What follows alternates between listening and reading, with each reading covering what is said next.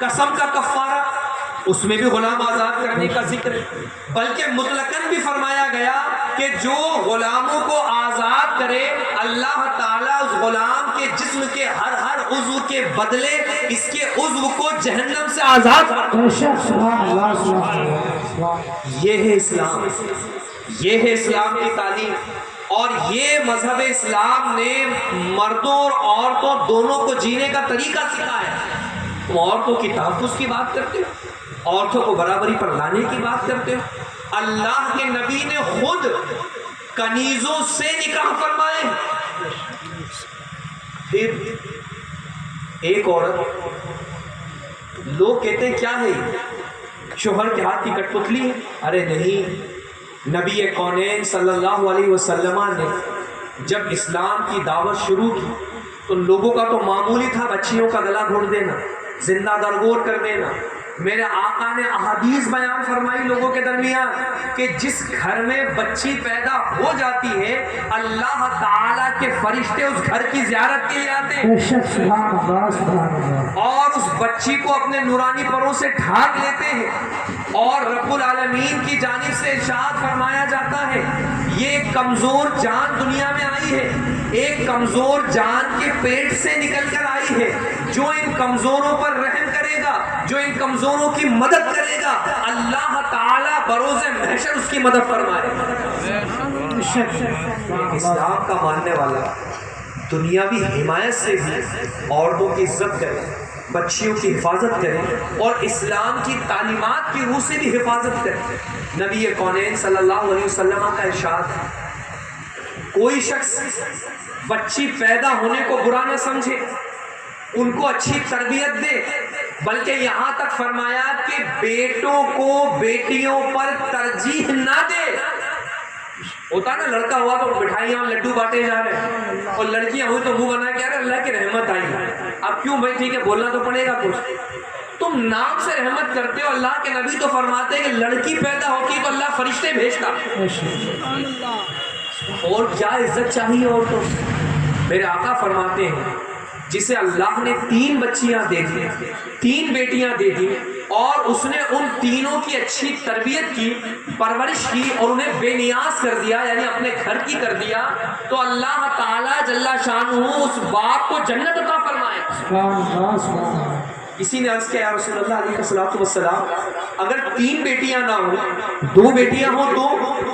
نبی کونین نے فرمایا کہ ہاں، اگر کسی کی 2 بیٹیاں ہوں اور وہ ان کی اچھی پرورش کرے، ادب سکھائے، تربیت دے اور اپنے گھر کی کر دے، اللہ اسے بھی یہ فضیلت عطا فرمائے۔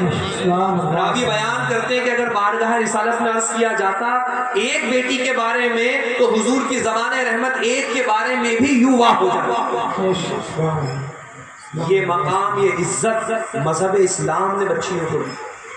پھر یہ تو بیٹی کی بات، بیوی کی بات کریں، اللہ کے محبوب نے کیا ارشاد فرمایا؟ لوگوں اپنی بیویوں کے ساتھ اچھا سلوک کرو۔ پھر حضور ارشاد فرماتے ہیں کہ میں تم سب میں سب سے بہتر بیویوں کے ساتھ، عورتوں کے ساتھ سلوک کرنے والا ہوں۔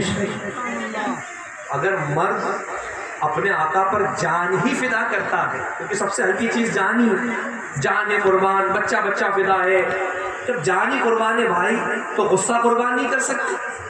بیوی نے سختی کر دی، سب جملے بول دیے، گئے جھاپٹ مار دیا، گئے ماں باپ کے یہاں چھوڑا، اب وہ بیوی صرف تم سے نہیں چڑھے، وہ اسلام سے بھی چڑھے۔ کیا اسلام نے بس مرد کو حاکم بنا دیا؟ بیوی کے لیے تو کچھ ہے ہی نہیں، ان کی مرضی، جب چاہے مارے، جب چاہے گالی دے، جب چاہے ماں کے یہاں چھوڑا، اور زیادہ ہوگا تو طلاق دے دیں گے، دھمکا دیتے۔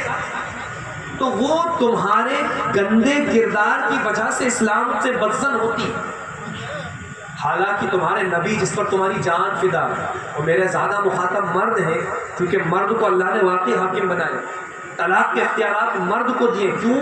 کیونکہ مرد میں اللہ نے صبر رکھا، جرت رکھی ہے، جذبہ رکھا ہے، قوت دی ہے، تو یہ قوت کے استعمال صبر میں کیے جانے چاہیے، قوت کے استعمال اپنے آقا کی سنت کو اپنانے میں کیے جانے چاہیے، نہ کہ جو ہے کہ عورتوں پر غصہ نکالنے میں قوت آزما، پھر وہ تمہارے ساتھ ساتھ تمہارے گندے کردار سے اسلام سے بدزن ہوتی۔ اللہ کے محبوب صلی اللہ علیہ وسلم نے ماں سیدہ خدیجہ سے نکاح کیا اور اپنی امت کو عملی درس دیا کہ کوئی قوم کا نوجوان، کوئی نبی پہ جان فدا کرنے والا، وہ کسی بیوہ سے بھی تو شادی کرے، کوئی قوم کا وہ جوان نبی کونین صلی اللہ علیہ وسلم کی تعلیم کے مطابق بغیر جہیز کے بھی تو نکاح کرے، کوئی قوم کا جوان بغیر ولیمے کے بھی تو نکاح کرے۔ یہ سب حضور کے نکاح میں موجود ہے۔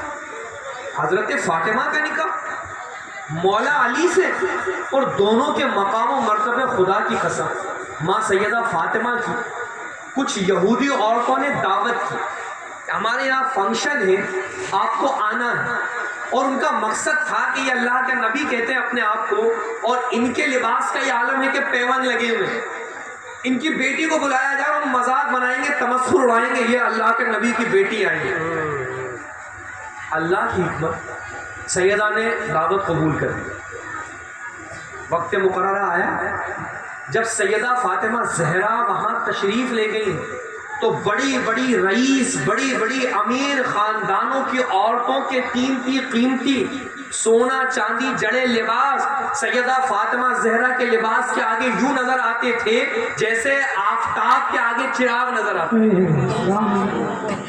وہ حیرت کر گئی کہ ہم نے بلایا کس لیے تھا؟ یہ ہمارے زرق برق لباس جس پر نگاہ نہیں ٹھہرتی تھی، فاطمہ کے آنے کے بعد اور ان کے لباس کے بعد تو یہ ہیج معلوم ہوتے۔ اور فاطمہ یہ لباس کہاں سے لائی تم؟ اپنے بابا جان کے یہاں سے لائی؟ انہیں کہاں سے ملا؟ کہا جبریل نے لا کے دیا۔ وہ کہاں سے لائے؟ اللہ نے جنت سے بھیجا۔ اللہ سبحان اللہ سبحان اللہ سبحان اللہ۔